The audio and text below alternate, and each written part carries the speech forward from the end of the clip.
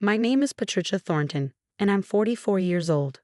Last month, my stepdaughter tried to humiliate me in front of thousands of people online. What she actually did was provide video evidence of her own crimes. They say the internet never forgets. Madison is learning just how true that is. I met Robert Brennan 3 years ago at a grief counseling group. We were both widows navigating the strange terrain of loss. My husband James had died of cancer, leaving me emotionally devastated but financially secure. Robert's wife had passed in a car accident, leaving him with a broken heart and a bitter 22-year-old daughter named Madison. She blames me. Robert told me on our third coffee date, says if I'd been driving that night, her mom would still be alive. You weren't even in the car, I said gently. Logic doesn't factor into grief, he replied. Especially not for Madison. I understood. Grief makes you angry at the world, looking for someone to blame. I'd been there, but I'd worked through it with therapy and time. Madison, it seemed, had chosen to let hers fester. When Robert and I married 18 months later, Madison refused to attend the ceremony. I hope you know what you're getting into, she texted me the night before. He's only with you for your money. The irony was breathtaking. Robert was a successful architect who owned his own firm. I was comfortable, yes, but hardly wealthy enough to inspire gold digging. The house I lived in, a modest but beautiful craftsman in a good neighborhood, was my inheritance from James. Everything else I had came from my work as a financial planner, carefully saved and invested over 20 years. Madison, on the other hand, lived off her father's generosity while pursuing her dream of becoming an influencer. She had 10,000 followers who watched her daily vlogs about fashion, drama, and her tragic life story. Robert paid for her apartment, her car, her endless shopping sprees, hoping that someday she'd find her way back to the loving daughter she'd once been.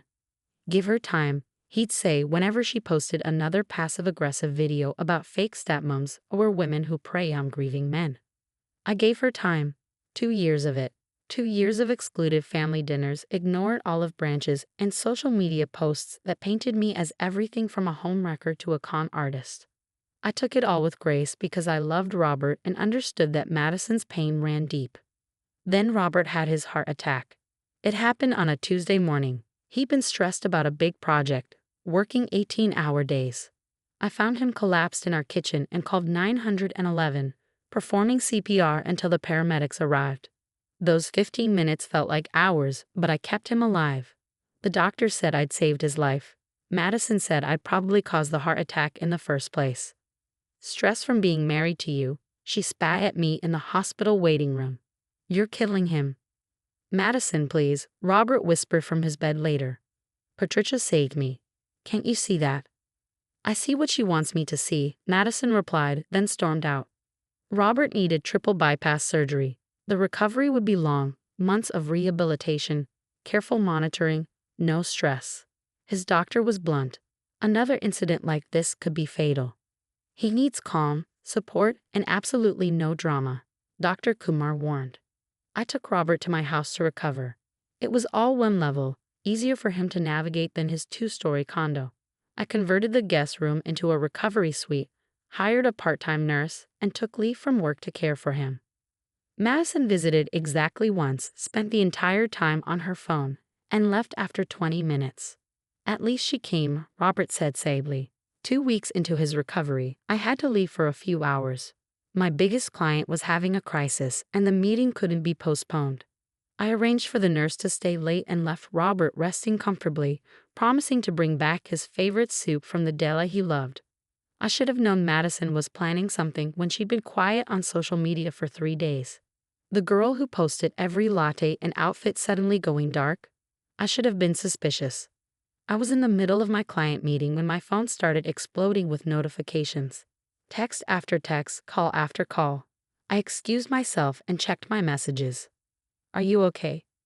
OMG, Patricia, are you seeing this? Call the police now. With shaking hands, I opened Instagram.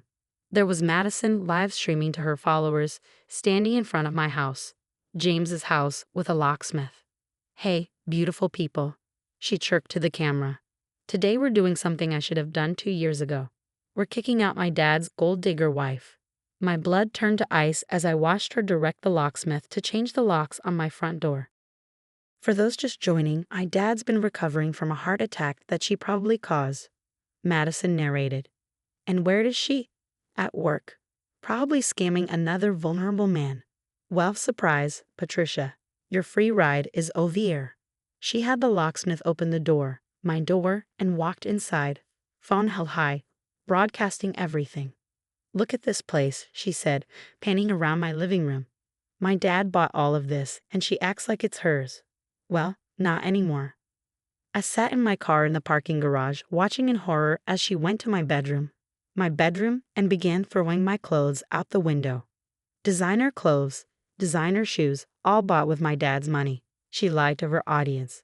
Time to take out the trash. Every piece of clothing I owned, many of which I'd had for years before meeting Robert, went flying onto the lawn. My jewelry box followed, scattering pieces across the grass. Don't worry about my dad, Madison said to the camera. He's safe at his own place. I moved him while she was gone. He's too weak to fight her influence, but I'm not. My hands shook as I dialed Robert's number. No answer. I called the nurse. She was confused.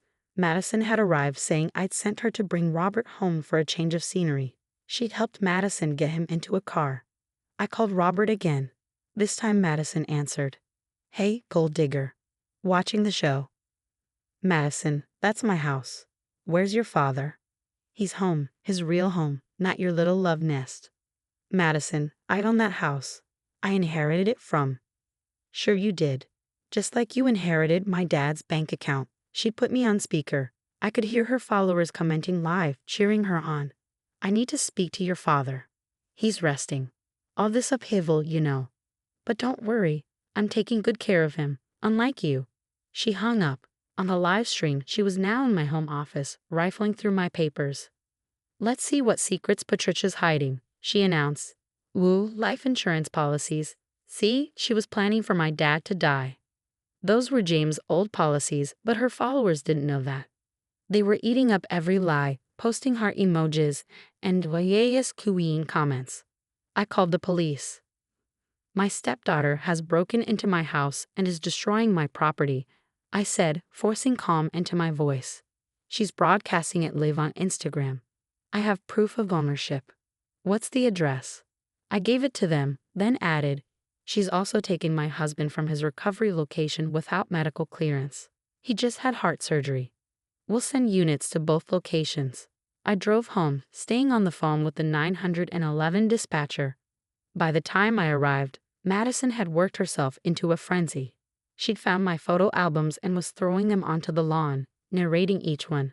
Look at this. Pictures of her with some old guy. Probably her last victim. Those were my wedding photos with James, the man who'd loved me for 15 years. The man whose death had nearly broken me. I pulled up just as the police arrived. Madison was still streaming, still performing for her audience. Oh look, she called the cops. Madison laughed. Typical gold digger move. But joke's on her. I have power of attorney for my dad. Ma'am, the officer approached her. Please put the phone down. Officer, I'm Madison Brennan. This is my father's house. I'm protecting his assets from this woman. She pointed at me, camera still rolling. I stepped out of my car, holding a folder I always kept in my glove compartment. Copies of important documents, a habit from years of being a financial planner. Officer, I said calmly. This is my house. Here's the deed. My name only. I inherited it from my late husband James Thornton 5 years ago, before I ever met Robert Brennan. Madison's face went white. That's fake. She's lying. Ma'am, is this your signature on these locksmith papers? The officer asked Madison. Yes, but... Then you've admitted to breaking and entering, destruction of property, and theft. He turned to me. Would you like to press charges? I looked at Madison, still holding her phone, still streaming. Her followers were watching everything. The police, the documents, her face crumbling as she realized her mistake. Yes, I said quietly, I would. What? Madison shrieked. You can't arrest me. I'm trying to save my father. Ma'am, please turn around. The arrest was surreal. Madison tried to keep streaming even as they handcuffed her, screaming about injustice and gold diggers and her poor father. Her phone finally fell, landing face up on the ground, still broadcasting as they led her to the police car. I picked it up and looked at the screen. Thousands of viewers, hundreds of comments. The tide had turned. Wait, he didn't own the house? OMG, she just got arrested on her own live. This is insane. Team Stepmom. I ended the stream and pocketed the phone. Evidence. Inside my house, the destruction was worse than I'd seen on video. She'd torn through everything, looking for proof of my schemes. My office was ransacked. The bedroom looked like a tornado had hit, but the worst part was my memory box. Photos of James scattered across the floor, some torn, some stepped on. I sat on my bedroom floor, gathering photos of my first wedding, my first love, my first life, and cried. Then I called Robert. He answered on the first ring. Patricia, thank God. Madison said you were leaving me, that you'd thrown me out. Robert, where are you? My condo. She brought me here and left. Patricia, I can't reach the bathroom on the second floor. I need my medications. I don't understand what's happening. I'm coming to get you. Where's Madison? I paused. She's been arrested, Robert. Silence. For what? He finally asked. Breaking into my house. Destruction of property. It's all on video. She live-streamed everything. Your house. But Madison said. Madison lied. The house is mine from James. She knows that now. I heard him breathing heavily. My daughter. Arrested. I'm sorry, Robert, but she destroyed my home. She could have compromised your recovery. I know, he said quietly. I watched some of it on my phone before she took it away. I saw what she did. I heard what she said. I'm coming to get you. Patricia, I'm so sorry. We'll talk when I get there. Just rest. I gathered some clothes that Madison had thrown on the lawn, changed in my car, and drove to Robert's condo. I found him in his living room, pale and shaking. I can't climb the stairs, he admitted. And all my medications are in your guest room. We're going back to my house, I said firmly. It's a mess, but it's still better than here. After what Madison did, You're my husband. You're recovering from heart surgery. Of course we're going home. He cried then, the strong man who'd built buildings and raised a daughter and survived loss. He cried like a child. I failed her, he said. I let her grief turn into this poison. You loved her, I corrected. That's not failure. The trip back was slow. Robert was weaker than he'd admitted, and I had to stop twice to let him rest. By the time we got home, the neighbors had gathered some of my belongings from the lawn, folding clothes and stacking them on the porch. We saw everything online, Mrs. Chen from next door said. That poor girl has lost her mind. She's hurting, I said, because even after everything, I couldn't bring myself to demonize her completely. The legal aftermath was swift and public. Madison's arrest video went viral, not just in her follower community but across social media. Influencer arrested during live stream became a trending topic. The video was analyzed, memed, and dissected by strangers who didn't know any of us but had opinions about everything. Madison was released on bail the next day. Robert paid it, against my wishes and his lawyer's advice. She's still my daughter, he said simply. But Madison didn't see it as mercy. She saw it as betrayal. She posted a series of videos from her apartment, each more unhinged than the last. She accused me of elder abuse, of poisoning her father against her, of stealing her inheritance. She even suggested I'd murdered James for his house. That last accusation was too much. James's sister, who'd been watching the drama unfold online, called me in tears. How dare she? Linda sobbed. James loved you. We all know how he died.